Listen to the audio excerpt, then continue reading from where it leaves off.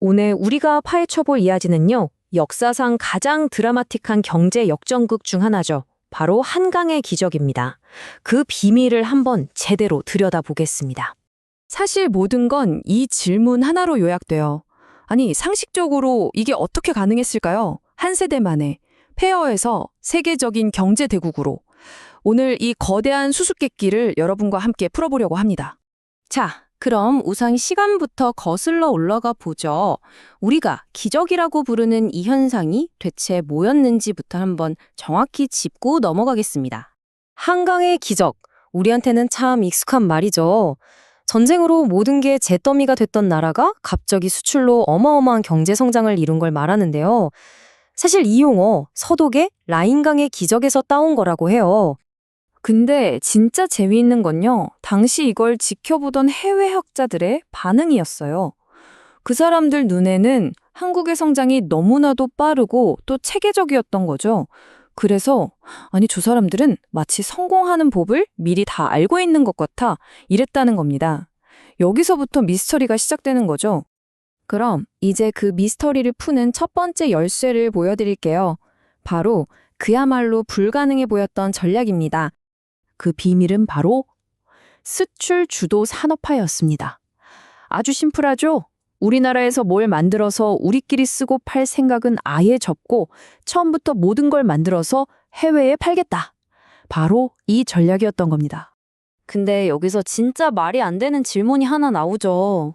아니, 전쟁 끝나고 아무것도 없던 나라가 대체 뭘 팔 수 있었을까요? 기술이 있어요? 자본이 있어요? 정말 아무것도 없었잖아요. 바로 이 장면이 당시의 그 엄청난 간극, 그 역설을 보여주는 거예요. 우리가 현실적으로 팔 수 있었던 건 뭐 화문석, 모시, 가발, 합판 이런 것들이었죠. 근데 우리가 진짜 팔고 싶었던 것, 우리의 꿈은 배, 전자제품, 자동차였단 말입니다. 이건 뭐 꿈이라고 하기에도 너무 먼 이야기였죠. 아니, 이렇게 불가능해 보이는 전략을 도대체 어떻게 이해해야 할까요? 그러려면 시야를 좀 더 넓혀서 역사적인 맥락을 봐야 합니다. 한국이 왜 그런 선택을 할 수밖에 없었는지를요. 자, 산업혁명에는 크게 두 가지 길이 있었어요. 영국이나 미국처럼 먼저 시작한 나라들은 뭐랄까 밑에서부터 상인들이랑 기업가들이 알아서 시장을 키워나갔죠. 근데 독일, 일본, 그리고 우리나라처럼 한참 늦게 시작한 후발주자들은 상황이 완전 달랐어요.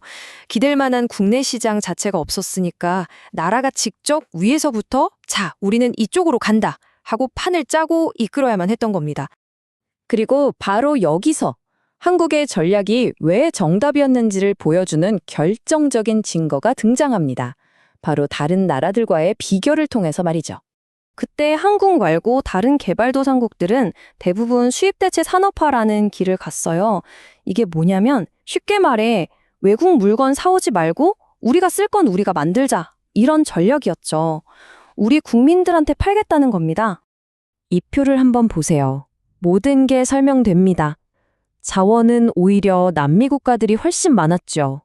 근데 그들은 자기 나라 안에서만 팔려는 수입 대체 전략을 썼어요. 반면에 가진 거라곤 아무것도 없던 한국은 처음부터 세계 시장이라는 전쟁터에 뛰어든 겁니다. 그 결과는 보시는 그대로입니다. 운명이 완전히 갈렸죠. 수입 대체 전략이 왜 실패했냐고요? 가장 큰 문제는 경쟁이 없었다는 거예요. 자기 나라라는 울타리 안에서 안주하다 보니까 굳이 막 기술 개발하고 혁신할 이유가 없는 거죠. 그러다 보니 세계 시장에서는 당연히 뒤처지게 되고 성장에 꼭 필요한 달러 같은 외화도 벌어들일 수가 없게 된 겁니다. 자, 그럼 지금까지 나온 모든 조각들을 한번 맞춰볼까요? 한강의 기적을 가능하게 했던 최종 성공 공식입니다.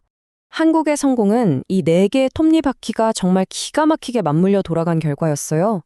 정부가 수출로 가자 하고 방향을 딱 정해주고 기업은 그래, 세계 시장에서 한번 붙어보다 하고 과감하게 뛰어들었죠. 그리고 그걸 가능하게 한 똑똑한 기술자들과 현장에서 땀 흘린 수많은 노동자들이 있었던 겁니다. 이 4가지가 그냥 따로따로가 아니라 하나의 거대한 시스템처럼 움직인 거죠. 그러니까 진짜 핵심은 이거예요. 이 4가지 중에 단 하나라도 빠졌다면 한강의 기적은 없었습니다. 이건 어느 한 명의 영웅이 만든 게 아니라 완벽하게 짜인 시스템이 만들어낸 승리였던 거죠. 네, 이 공식은 분명 기적을 만들었습니다. 정말 눈부신 성공이었죠. 하지만 우리가 알아야 할 건 모든 밝은 빛 뒤에는 반드시 그림자가 있다는 사실입니다. 과연 이 기적의 대가는 무엇이었을까요? 이 질문을 여러분께 던지면서 오늘 이야기를 마칠까 합니다.